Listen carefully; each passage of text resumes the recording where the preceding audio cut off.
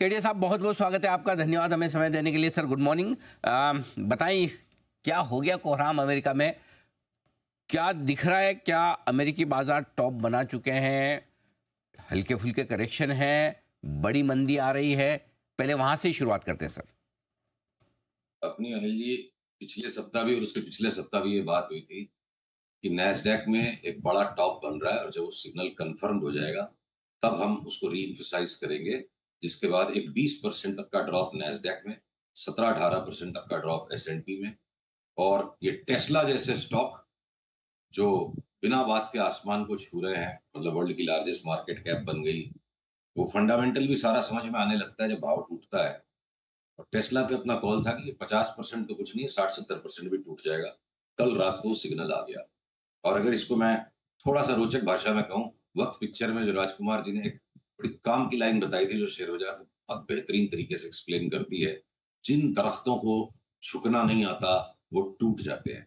3% का फॉल एक सिंगल दिन में, और जिस तरह से नैस्डैक, एस&पी इस तरह से इतरा रहे थे कि हम जो ये सेल कॉल भी ले रहे थे, तो लोग हमें विस्मय की नज़रों से नहीं, ऐसे देख रहे थे जहाँ कोई पागलखाने से छूट के आया है।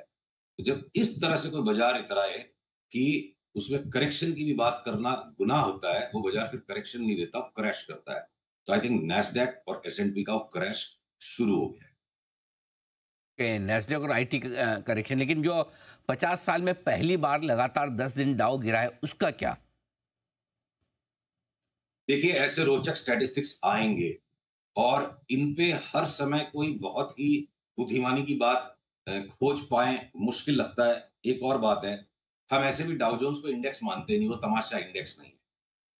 30 स्टॉक्स के प्राइसेस का एवरेज ले लिया, वो एक न मैथमेटिकली या स्टैटिस्टिकली कोई कंसिस्टेंट चीज़ नहीं है, वो तमाशा है, वो इंडेक्स नहीं है। तो बाकी के जो असली प्रॉपर इंडिसेस हैं, एस&पी 500 और नैस्डैक, उनकी चाल अलग ही है, डाउ जोन्स की चाल अलग ही है। तो अनिल जी, माफ़ कीजिएगा, संसार की हर विचित्र बात पर कोई बुद्धिमानी की बात हो जाए, ये ज़रूरी नहीं है। हमारे पास नहीं है कुछ भी इस पे कहने के लिए। क्यों कोई हो बात गया, नहीं। क्या हो गया? डाउ जोन्स एक इंडेक्स ही नहीं है, मैं उसको इंडेक्स ही नहीं मानता हूँ। ठीक बात है। सोने चांदी पर क्या है व्यू? क्या और गिरावट बढ़ेगी? यदि हाँ, तो क्या है टारगेट आपके? वही हमारे पुराने टारगेट है अनिल जी, एक बार आएँ 2300-2400 तक गोल्ड, तभी हम रिव्यू करेंगे कि अब ले लेके बेचने का दौर आ रहा है क्या? बीच-बीच में time to time take profits आते रहेंगे। गोल्ड, सिल्वर ने जो बीच में थोड़ा-सा फर्स्ट फॉल के बाद एक हेजिटेशन क्रिएट किया था, वो कल फेड की रिज़ॉल्यूशन के बाद अब सारी रिस्क एसेट्स में एक तरफा सेल ऑफ बनना वापस शुरू हो गया। बिटकॉइन देखिए, जो बिटकॉइन पे अपनी बात हुई थी कि बिटकॉइन यहाँ से बार-बार 35% के 2-3 झटके दे देगा अगले 6 महीने में। कल बिटकॉइन ने भी सेल ऑफ दे दिया। तो कल की समीक्षा ये है नटशेल में, रिस्क इज़ एन अगली वर्ड। रिस्क एक भद्दा शब्द हो गया है, और जिस किसी रिस्की एसेट से एक बार सब हाथ खींचेंगे, तो गोल्ड भी गिर रहा है, बिटकॉइन भी गिर रहा है, एस&पी भी गिर रहा है, नैस्डैक भी गिर रहा है। तो एक बार रिस्क ऑफ की गेम है। अब हमारा क्या? क्या हमारे यहाँ आज से? आवाज़ नहीं आ रही। जी, अब मैं पूछ रहा हूँ, अब हमारे बाज़ार का क्या? क्या आज से हमारे बाज़ारों में कुछ नई गिरावट की शुरुआत हुई है? और जो नवंबर के महीने में हमने लोज़ देखे थे, जहाँ से एक रिकवरी आई 23,300 के आसपास निफ्टी पर, 49,800, 50,000 के आसपास बैंक निफ्टी पर, क्या वो लेवल भी खतरे में, वो भी टूटेंगे? अनिल जी, अंतोहगत्वा तो देखिए बहुत ज़्यादा अलग-अलग सारे बाज़ार नहीं चल सकेंगे। बट अपनी जैसी बात हुई थी कि करीब-करीब 24,700, 24,600 से एक बार 23,700, 800 का डिप आ सकता है। तो हमारा मार्केट पिछले 4 दिन में, पिछले 3 दिन में लगातार गिरता गया। 4 दिन पहले तो उसने बड़ी वॉलेटिलिटी क्रिएट की और लास्ट में ऊपर बंद हो गया। तो भयंकर वॉलेटिलिटी यहाँ बढ़ गई हमारे बाज़ार में, और पिछले 3 दिन में ऑलरेडी गिर गया था और अमेरिका के साथ-साथ आज गैप डाउन हो गया। तो मैं 5 साल 10 साल से देख रहा हूँ हमारे भारतीय बाज़ारों की परिपक्वता, मैच्योरिटी, जिस लेवल की गेम प्ले यहाँ पे चाहिए, जिस लेवल की सोच हमारे बाज़ार में चाहिए, ये कोई भारतीय प्रभुत्व या सुपीरियॉरिटी कॉम्प्लेक्स से मैं सफ़र नहीं कर रहा हूँ कि इंडिया ज़्यादा इंटेलिजेंट है। अपना market actually much more sophisticated है, और ये मार्केट ने पहले अपनी चाल कर दी। अब नैस्डैक को देख करके वही वाली बात है ना, पड़ोसी के घर में रात को लड़ाई हो गई, तो आप अपनी वाइफ से डरो मत कि वो लड़ाई करेगी, वो नहीं करेगी।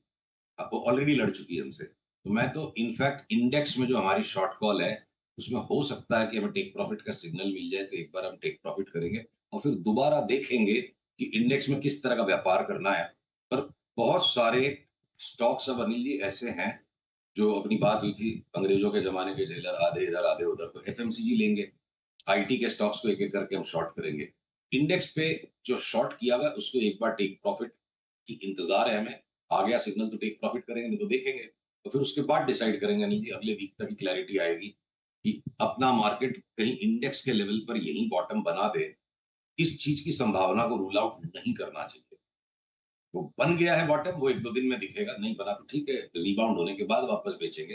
बट अगर इंडेक्स पे इस तरह के विरोधाभास अभी भी संभव है, तो फिर सेफर पैसा टेलीस्कोप को कौन से फोकल लेंथ पे ले जाएँ?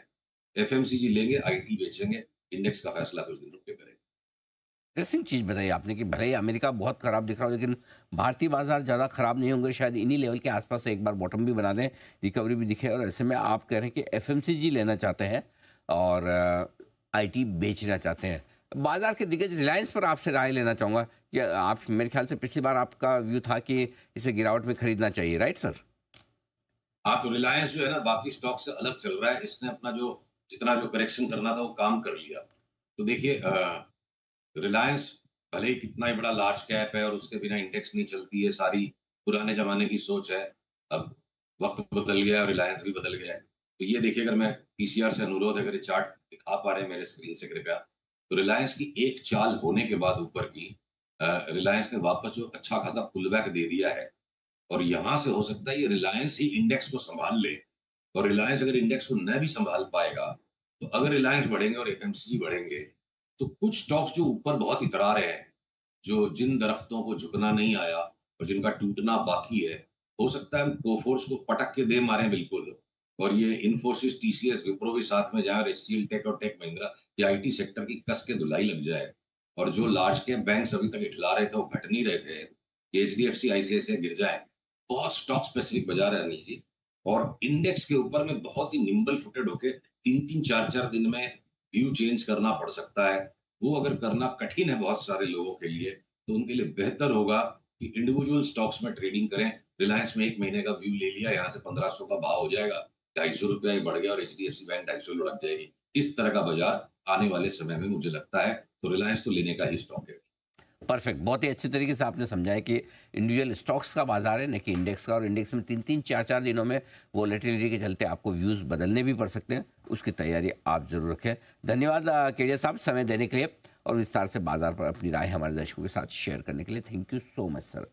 आइए बढ़ते आगे और एसपीएल मिड कैप स्टॉक्स में 2 खास मेहमानों का किया जाएगा स्वागत बिल्कुल के बाद।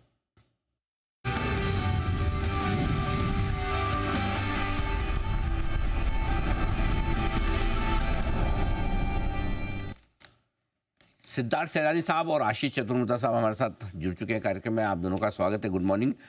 सिद्धार्थ जी शुरुआत करें सर।